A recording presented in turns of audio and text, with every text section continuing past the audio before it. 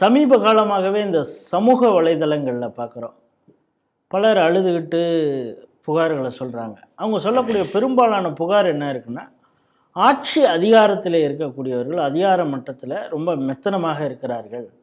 ஒரு புகாரை சொன்னோன்னா அதை ஏற்கக்கூட தயாராக இல்லை. மாறாக அவர்களுக்கு கொலையை மிரட்டல் விடுகிறார்கள் அப்படின்னு சொல்லிட்டு, சரி இங்கே கேஸ் கொடுத்தா எதுவும் நடக்காது அப்படின்னு சொல்லிட்டு பொது தளத்தில் சமூக வலைதளங்களிலே ஒரு வீடியோவாக போடுறாங்க. அப்படி 2 வீடியோக்கள் சமூக வலைதளம் பரபரப்பாக இருந்தது. ஒன்று என்னென்னா, திருப்பத்தூர் அந்த இதுலேருந்து அந்த லேடி போலீஸ் அவங்க சிஐஎஸ்எஃப்பில் இருக்காங்க. அவங்க என்ன சொல்கிறாங்க, குடும்ப பிரச்சனை தான், எனக்கு எங்கள் அப்பாவுக்கும் சித்தப்பாவுக்கும் பிரச்சனை தான், சொத்து தகராறு. ஆனால் காவல்துறை, நான் ஒரு போலீஸ் அந்த இதிலே சிஐஎஸ்எஃப்பில் இருந்தால் கூட காவல்துறை எங்கள் குடும்பத்திற்கு எதிராக செயல்படுகிறது. ஒரு பக்கம் பணம் வாங்கிட்டு அவங்களுக்கு ஆதரவாக செயல்படுகிறார்கள். சரி, வருவாய்த்துறை அங்கேருந்து சர்வேயர் வராரு, அவரும் அவங்களுக்கு ஆதரவாக செயல்படுகிறார்.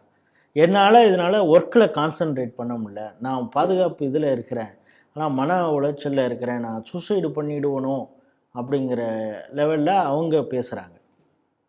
இன்னொரு ரொம்ப பரபரப்பாக இருந்த வீடியோ என்னென்னா, கடலூர் பரணிபுத்தூர் அப்படிங்கிற இடத்துல விஏஓவாக இருந்தவர் கிரண்ராஜ், அவர் என்ன பண்ணியிருக்கார், பட்டா மாறுதலுக்கு 5000 ரூபா லஞ்சம் கேட்டிருக்கார் அப்படின்னு சொல்லி செல்வகாந்தன் அப்படிங்கிறவர், அவரும் சமூக வலைதளத்தில் நான் எல்லா இடத்துலையும் போய் கேஸ் கொடுத்து பாருங்க, யாரும் எடுக்க மாட்டேங்கிறாங்க, மாறாக எனக்கு மிரட்டல் விடுறாங்க, என்னுடைய சொத்து அதை பட்டா மாற்றுறதுக்கு இவ்வளோ பிரச்சனை இருக்குது அப்படின்னு அவர் பயந்துக்கிட்டே அந்த பேசின வீடியோவை பார்த்துட்டு உடனே தடாலடி முதல்வர் உடனே ஆக்ஷன் எடுத்துட்டாரு அப்படின்னு சொல்லி அவங்களுடைய ஆதரவு ஊடகம் ஒரு சாமானியருக்கு செவிசாய்த்த முதல்வர் உடனடியாக நடவடிக்கை எடுத்தார் அப்படின்னு.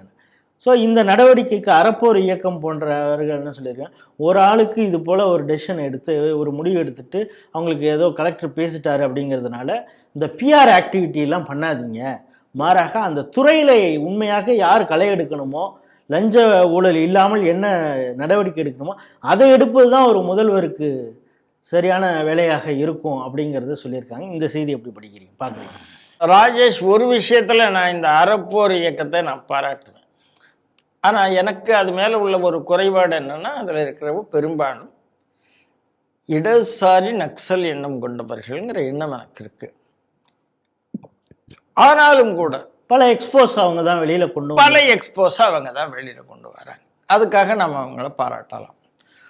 அது கொள்கை ரீதியான சில பிரச்சனைகள் அவங்ககிட்ட இருக்கே தவிர, நான் இந்த லஞ்ச ஒழிப்பு இந்த மாதிரி விஷயத்தில் அவங்க நிறைய எக்ஸ்போஸ் பண்ணியிருக்கிறாங்க. ஆனாலும் கூட அவர்களால் திமுக அரசாங்கத்தை ஒரு லெவலுக்கு மேலே இழுக்க முடியுதா என்ற ஒரு கேள்வி எனக்கு இருக்கிறது. இது ஒரு பக்கம் இருக்கட்டும். ஏற்கனவே முன்னால் சொன்ன கேள்விக்கான பதில் அது இங்கேயும் தொடருகிறது. நீங்கள் காவல்துறை முதல்வர்கிட்ட இருக்கு, ஒரு காவல்துறையினுடைய ஒரு ஊழியர் அதே யூனிஃபார்ம் போட்டு அழுது கொண்டு, அது ஒரு பெண் ஊழியர், நான் என்ன செய்யறதுன்னு தெரியல, என்னுடைய துறையே உதவி பண்ணவில்லை, தாசில்தார் உதவி பண்ணவில்லைன்னு சொன்னாங்கன்னா இது என்ன அரசாங்கம்? அதே மாதிரி கடலூரில் ஒருத்தர் பேசுகிறாரு அப்படின்னோம்னா இதில் என்ன புரிந்து கொள்ள முடியும்னா, ஏற்கனவே திருநெல்வேலி மாவட்டத்துக்கு நான் சொன்னேன் பாருங்க, எந்த விஷயத்தையும் அரசாங்கம் கண்டுகொண்டதில்லை, காவல்துறை கண்டுகொண்டது, எந்த டிபார்ட்மெண்ட்டையும் இப்போ கண்டுகொள்வதில்லைன்னு அர்த்தம். எந்த டிபார்ட்மெண்ட்டையும் எதை கேட்டாலும் கட்சிக்காரர்கள் சொன்னாமல் எந்த ஃபைலும் எந்த ஆஃபீஸ்லையும் நகல்றது இல்லை. அதுதான் உண்மை. அதனால அதுதான் அப்படி இருக்கு. வராங்க, டீ குடிக்கிறாங்க. நீங்கள் அந்த அரசு ஊழியர்களை பற்றி நீங்கள் நிறைய கதைகள்லாம் கேள்விப்பட்டிருப்பீங்க. திமுக ஆட்சி வச்சுன்னா அரசு ஊழியர்களுக்கு ஒரு தைரியம், தன்னாவட்டு, தன்னம்பிக்கை எல்லாம் வந்துடும். அவர்கள் எதையும் செய்ய மாட்டார்கள், மேலேருந்து உத்தரவு வந்தால் செய்வார்கள். பணம் கேட்குறவங்க மேலே அவங்களால ஒன்றும் பண்ண முடியாது. ஏனென்றால் நீங்கள் கோயம்புத்தூரில் நீங்கள் பார்த்துருப்பீங்க, அந்த கார்பரேஷன் மேயர் அவங்க தப்ப ஒரு ஆள் வெளியில் கொண்டு வந்ததுனால அவங்க வீட்டை காலி பண்ண வச்சு எல்லாம் பண்ண வச்சு அந்த கதையை நீங்கள் பார்த்துருப்பீங்க. இப்படி நிறைய ரிப்போர்ட் தமிழ்நாட்டில் யாராவது போலீஸில் போய் புகார் செய்தால் புகார் செய்தவர்கள் மேல் தான் முதல் விசாரணை வருகிறது. புகார் யார் கொடுத்துருக்காங்களோ அவங்க வீட்டில் ராத்திரி போய் கதவை தட்டி அவங்கள மிரட்டுறாங்க. இந்த செய்திகள்லாம் நம்ம நிறைய பார்த்துருக்கோம். அப்போ யார் புகார் செய்ய முடியும்? அப்போ நேரடியாக புகார் செய்ய முடியவில்லை அப்படின்னா அவங்க மன கொதிப்பு என்ன ஆகுதுன்னா அவங்க சோசியல் மீடியாவுக்கு வராங்க. சோசியல் மீடியாவில் வந்தால் தீர்வு வந்துருமா வராதான்னு தெரியல. அதுவும் ஒரு தற்கொலைக்கு சமம் அல்லது கொலைக்கு சமம்னு அவங்களுக்கு புரியும். ஆனால் வேற எங்கே போவாங்க அவங்க? அப்போ இன்னைக்கு தமிழகத்தில் யாராவது ஒரு ஆள் எனக்கு நாளைக்கு சீக்கிரம் எனக்கு உடம்பு சரியில்லை ஆம்புலன்ஸ் வாங்க அப்படின்னு சொல்லணும்னா கூட 108 நான் ஃபோன் பண்ணேன் வரல, அதனால சோசியல் மீடியாவில் கூப்பிடுறேங்கிற நிலவுக்கு வந்தாலும் வரலாம்னு எனக்கு தோணுகிறது. அப்போது இன்னொரு விஷயம் எனக்கு தோணும், social media is being monitored இந்த அளவுக்கு அப்படின்னு இதுலையும் நம்ம பார்க்க வேண்டியிருக்கு. ஒரு ப்ளஸ் ஒரு மைனஸ் அப்படின்னு பார்க்க வேண்டியிருக்கு. கடை எல்லாம் போகுது.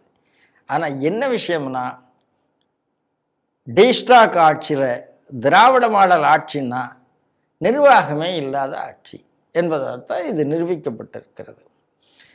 இந்த மாதிரி நிறைய நீங்கள் வீடியோக்கள் குறையாக இருக்கலாம், ஆனால் செய்திகள் சமீபத்தில் யார் புகார் கொடுத்தாங்களோ அவங்கள தான் முதல்ல விசாரணைக்கு வைத்தாங்க, அவங்கள தான் அரெஸ்ட் பண்ணாங்க, அவங்க மேலே தான் எஃப்ஐஆர் போட்டாங்க.